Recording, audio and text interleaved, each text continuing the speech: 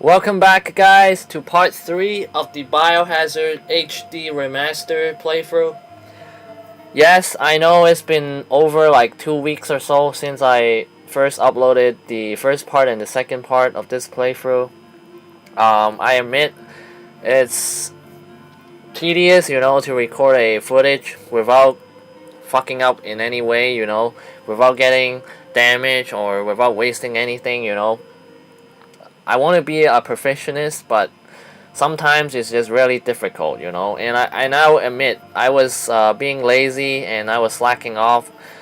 And it's all because of one thing and one thing only. When you come back from school or from work, you're tired and shit, you don't feel like doing anything. You just want to sit back and relax. Or sometimes even some of the work days that I had, I was tired as shit, and when I get home, I just want to, sit back and relax and sleep. It happened to me plenty of times before, and I just got a haircut. I know it's totally irrelevant, but I just want you guys to know what's been happening to me recently, what I've been playing.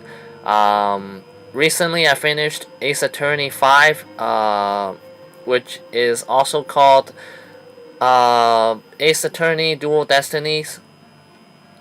And I call it Ace Attorney 5 because that's the 5th game in the series, not counting Miles Edgeworth Investigations 1 and 2, obviously. And I've been playing a lot of Bravely Default on the 3DS.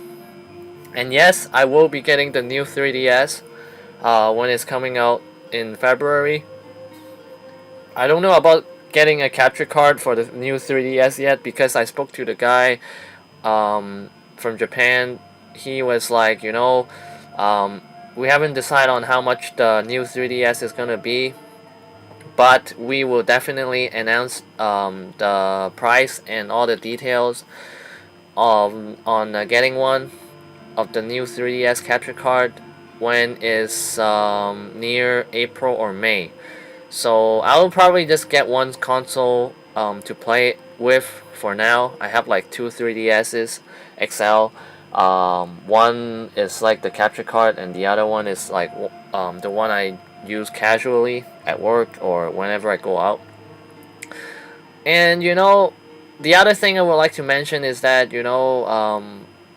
sometimes when you get home, you just want to spend some time, making food and then watch some TV shows or watch some anime, or maybe spend some time playing your favorite game on your PS3 or your PS4, to those of you who own one. I don't have one yet because I'm waiting for Kingdom Hearts 3 or Final Fantasy 15. And better yet, or even spend a few hours, before you head to bed, watch some JAVs, like my boy Visionary 13, my good friend Tom. We've been talking a lot lately, and he recommended me this series called Hyperdimension. It's a series that I've seen it in stores back when I was in Toronto, but I never bothered with it because I don't know. I wasn't that into the anime girls thing, but he told me a little bit about like the game. He never spoiled anything for me, like always, and it seems it seems like an interesting series for me. I'm really anxious to start on it because he told me to get the Vita version because there's another one coming out, I think next month or so. The second one, I think it was called Hyperdimension Neptunia MK2 or something. I might be wrong. Correct me if I'm wrong with the names. I'm not good with a new series, and especially with the names. Like memorizing the names and everything. I can't wait to play on the Vita. I've been just playing a lot of Bravely Default. Just finished Ace Attorney 5, and I'm waiting for the new shit that are coming out in 2015. And on top of that, You know, there are a lot of games that I need to finish on the 3DS and even on the regular DS, because that's like the most like, you know, like my gaming library consists the most 3DS and the DS games, comparing to like PS3 and the PS2 library of games that I have. Anyways, these are totally irrelevant things. Hope you guys enjoyed this video. You know, it's been a while since I uploaded the first two parts. I hope you guys enjoy, and let's move the fuck on, because it seems like Jill is tired of listening to my bullshit. You know, I've been talking a lot and a lot non-stop. She's like, this guy won't stop talking. Let's move the fuck on already. You know, and let's put back some of the shit we no longer need or use into the item box, like the ink ribbon.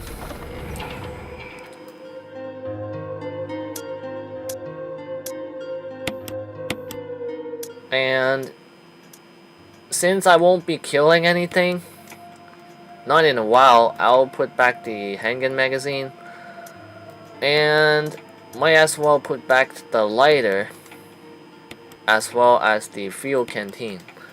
And to those of you who want more inventory space, you could also put back the dog whistle. You don't have to. It's just my personal preference. I always keep it, you know. I don't know why. And, you know, let's move the fuck on with part 3 already. It's been too long, you know. Shit.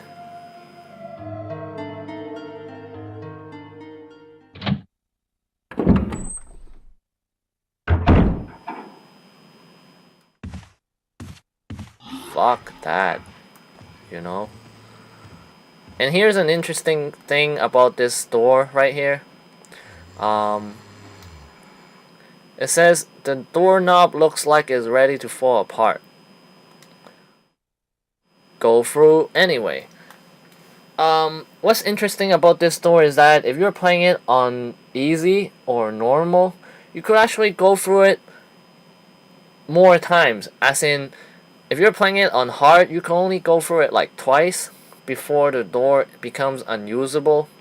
Unusable as in you can no longer pass through this door through this passage, you know. Not until somebody fixes it later on. I'm not going to be spoiling who's going to be fixing it, but to those of you who played it, Resident Evil Remake, and to the fans out there, you guys probably know who I'm referring to. So let's go through it right now. And our first priority is to grab the shotgun, you know, because it helps when you can decapitate the zombies, and that way they can no longer come back as Crimson Heads.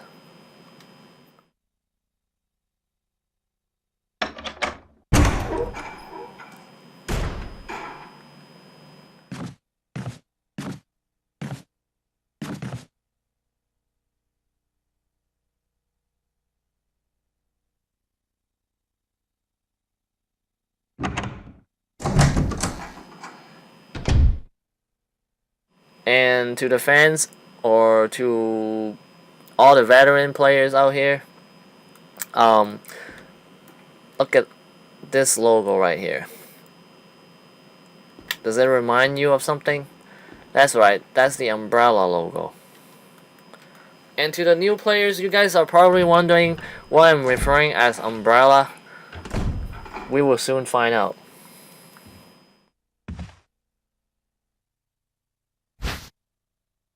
Will you take the dagger? Yes.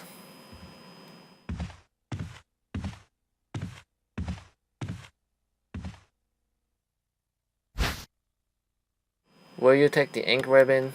Yes. And the reason why we are here, the shotgun. Will you take the shotgun? Yes. And you see how those two hooks just went upwards? It means we activated the trap. And you're curious, right? What the trap is. We will soon find out.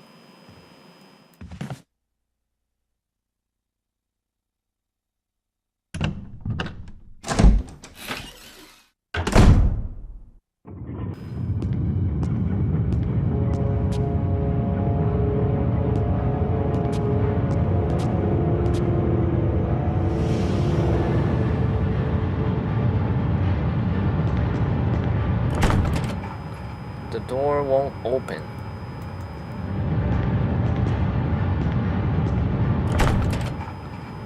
The door won't open.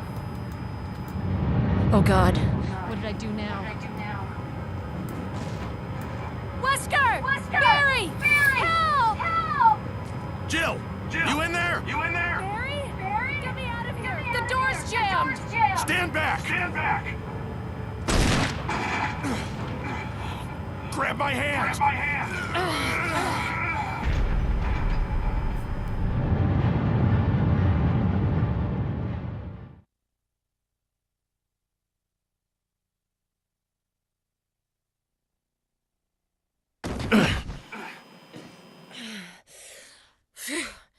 Barry!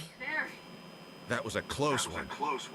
A second late, you would have fit nicely into a sandwich. Really? Thanks. But Barry, didn't you say you were going back to the dining room to find other clues? I'm glad and all, but why are you here? I just had something I wanted to check. Anyway, we should get back to searching for Wesker and Chris. Thanks, Barry. I owe you one. Don't mention it. I would be scared as shit if I was Jill inside that ceiling room, you know, like the ceiling was coming down. Holy fuck. And you know, that reminded me of the Resident Evil 5 Gold Edition. You know, when you're playing as Jill and Chris in the Lost in Nightmare episode of the DLC for Resident Evil 5, there was a similar room. You pick up something and then the ceiling was coming down and your partner have to go to the other side and move the lever to stop the ceiling from coming down, and that ceiling had like spikes, and that was like really brutal.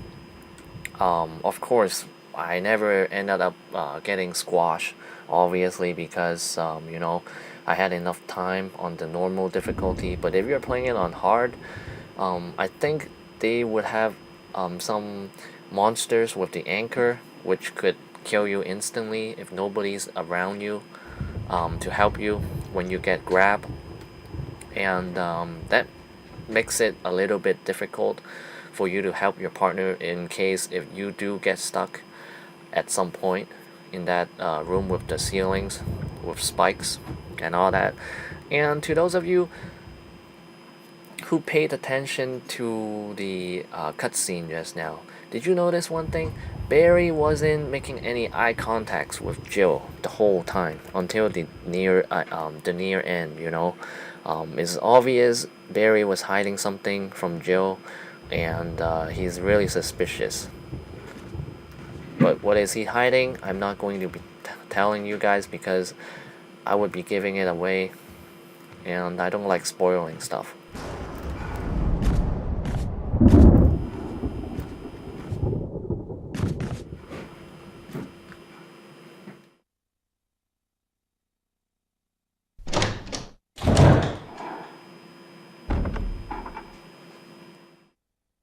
Great, the bathroom.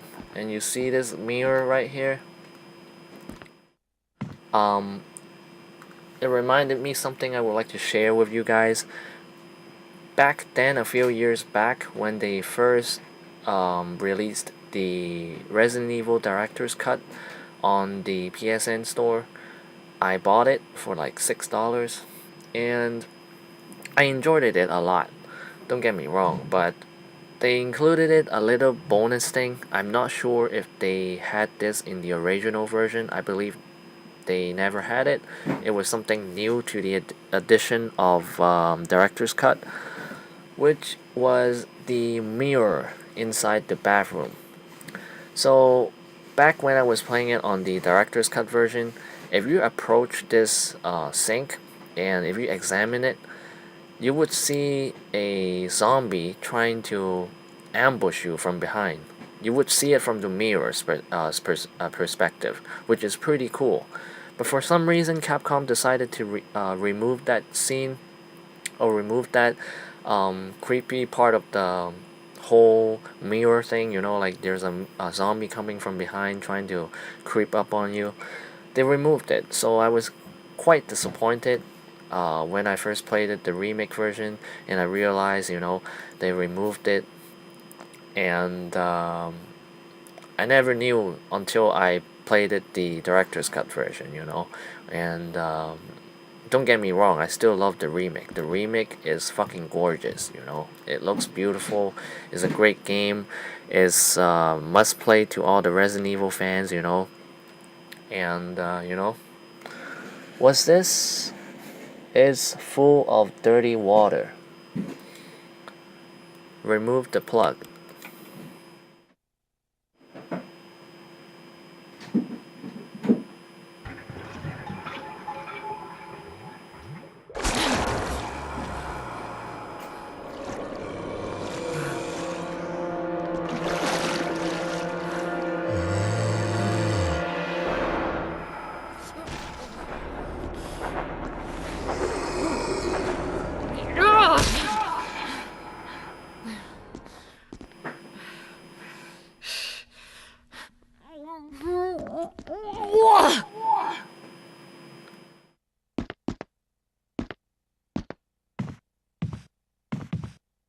What's this?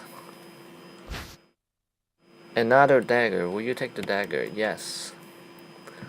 And to those of you who are curious, you know, just like myself, when I first played it remake and when I first entered this room, you know how Jill was, she just stepped on the zombie's head, despite how she never decapitated the head from the zombie.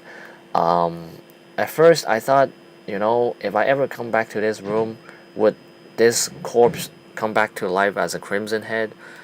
And something weird happened. I'm going to show you.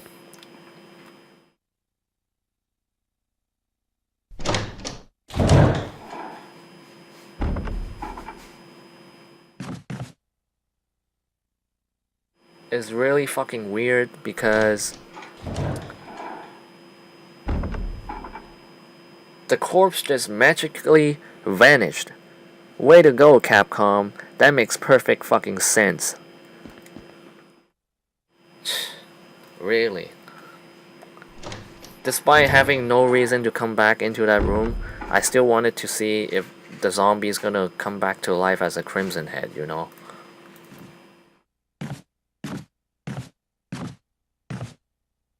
Just out of curiosity. And if I remember correctly, the prerequisite to open this door would be the lockpick, which we already picked up from the beginning of part 1. Yep, you used the lockpick. And there are some healing items in this room, so if you need some, by all means help yourself. Grab as many as you need. But I'm not going to be healing in this playthrough, so I won't be picking up anything except for this. Will you take the chemical to use on plants? And just like the sword key, if you examine it, you would get another name. A chemical agent to destroy plant growth. Herbicide.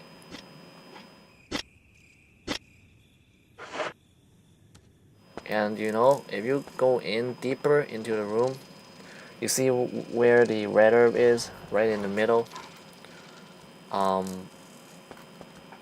If you go and grab that, the Cerberus on the other side of the fence, I believe the thing would jump over to the other side and attack you, and we don't need any unnecessary confrontation with the enemies, you know. We don't want to get damaged because,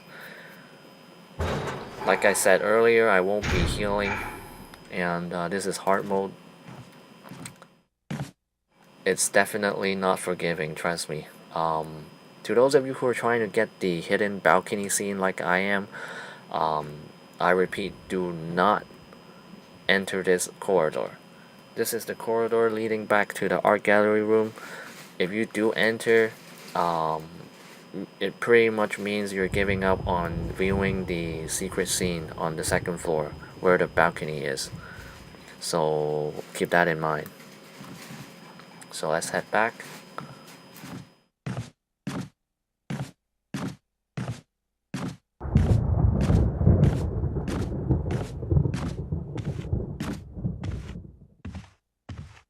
I really like the atmosphere, you know, it's all dark and shit. There are like thunderbolts outside, and you don't know what's lurking around in the next corner, you know, like you have to be cautious at all times. You know, like you're on full alert all the time. I know I would be scared as shit right now, you know. I gotta give credit to Jill. She's a brave girl. And you know, if I was Jill in the mansion right now, I would be flipping shit, you know? I don't get paid enough for this shit, you know? What the fuck is this? A zombie nightmare. Fuck that.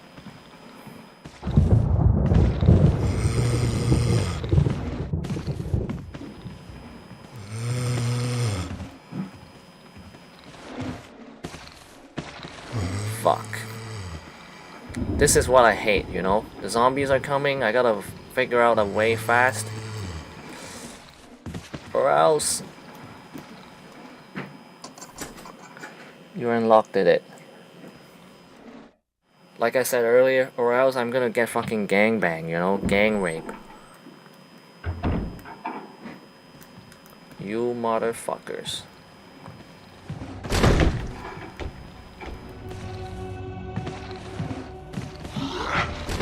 Fuck that.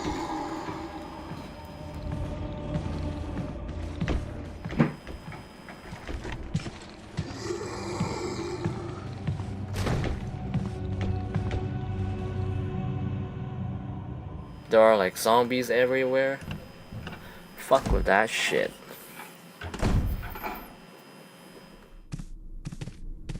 Barry. Jill, got any good news? Other than I'm still alive in this madhouse? No. Can't say it's much safer here either. We'd better secure our escape route first. There's gotta be a back door somewhere. All right then, let's split up again. Hey, hold on a sec. Look what I've found. What? A can of fizz. It's sure to yellow and mellow those things. It's yours. Hopefully you won't have to use it. Ooh, a gift from Barry. You got the acid shells. But we don't have the grenade launcher yet.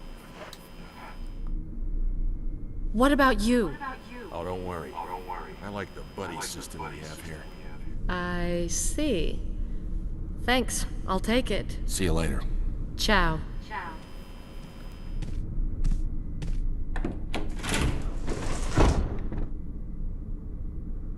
And to those of you who are wondering, if your inventory is full before you view that cutscene just now, you actually won't be getting any acid shells from Barry. Instead, that part of him giving you items or giving you something, you would just, you know, ended up not seeing it because your inventory was full. So beware of that. Like, beware of this problem, you know, like before coming into this main hall, make sure you have like one free inventory space, otherwise you would miss out on the acid shells, and that would really suck because, you know, on hard mode the supplies are really limited already, and you know, this is some freebies Barry was generous enough to give you, and I really missed out on the old script for Resident Evil, you know, like,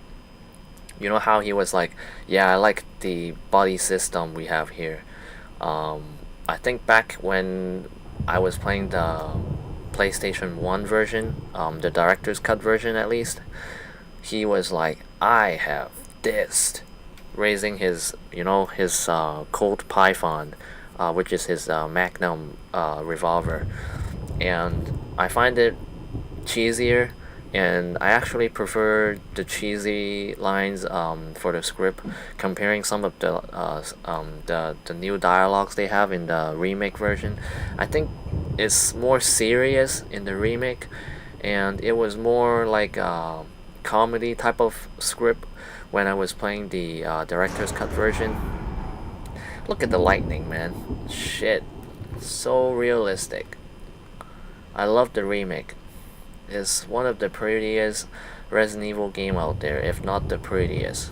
I don't care how much people love, Resident Evil 5 and 6, even Resident Evil 4. I don't hate the new generation of Resident Evil. It's just that it's not even horrifying. There's no horror in it. It's just an action game, an action-packed adventure. It's a fucking shooter. Anyways, let's move on.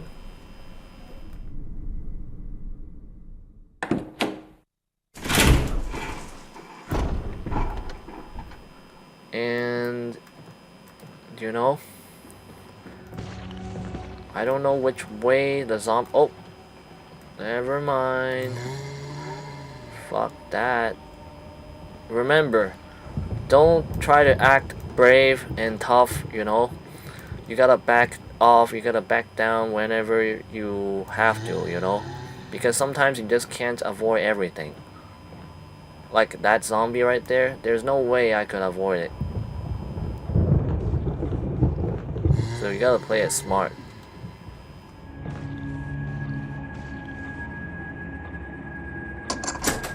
You used the sword key. And there's a tricky part in this room. You gotta act quick. You'll see what I mean.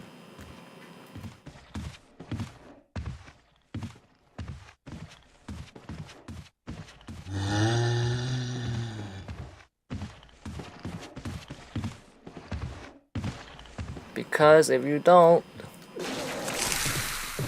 that motherfucker's gonna come up and grab your ass. Gotta be careful. Yeah, I could tell your breath stinks just by hearing you moan.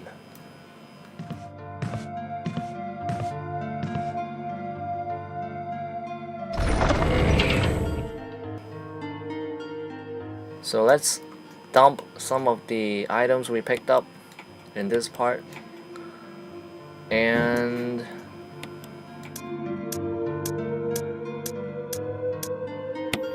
dump this. The herbicide, we won't be needing it until we get the armor key. The acid shells, we won't be needing it until we get the grenade launcher. Let's see. Do we need any of these? Nope, we're good. In this room, there's really not much to see. No items to pick up, not even ink ribbons. So, let's grab some more items and we will call it a day.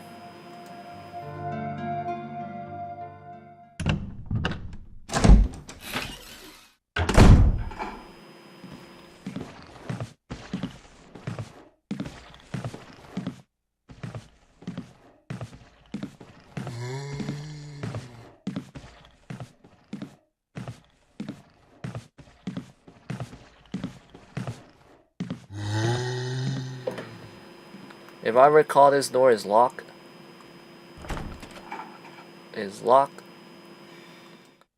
An emblem of armor is curved into the lock. See, I was right. But we could open this door. You used the lockpick. Let's see what's inside.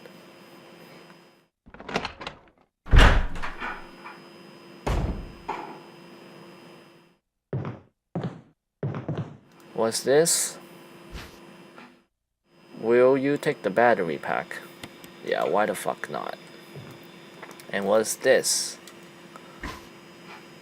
Will you take the broken shotgun? Well, we don't need it, but whatever, just for the hell of it.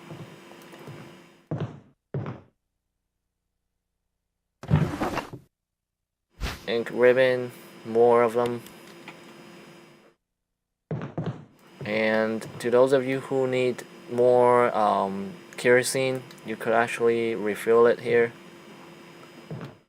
And that's about it for this room.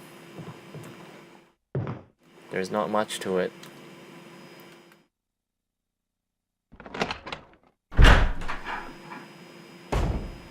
And those of you who are curious, you know, what the battery pack is for, is actually for the stun gun.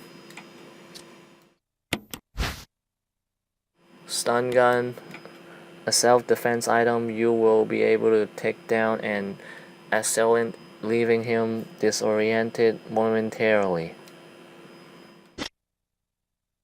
And for some reason on the stun gun it says catfish. I didn't get that, but whatever.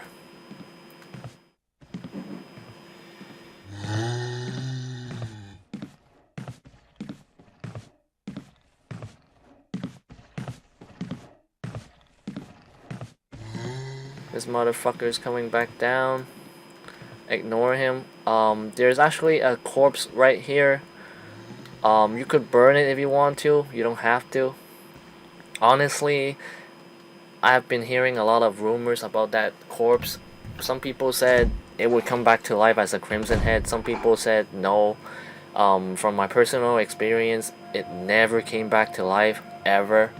So I'll say it's safe to say, you know, it won't come back to life. But if you want to make sure, should I say, if you have extra kerosene, burn it by all means. If you don't have enough, just leave it, you know.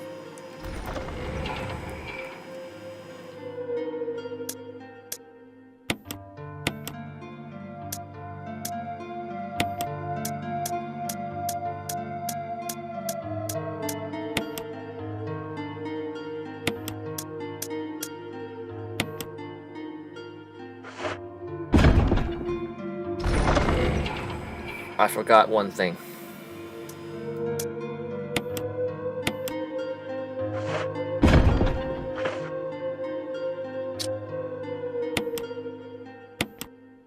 Equip the shotgun because something big is coming up. But before that, let's save. It's an old typewriter. You can save your progress. Use the ink ribbon. Yes.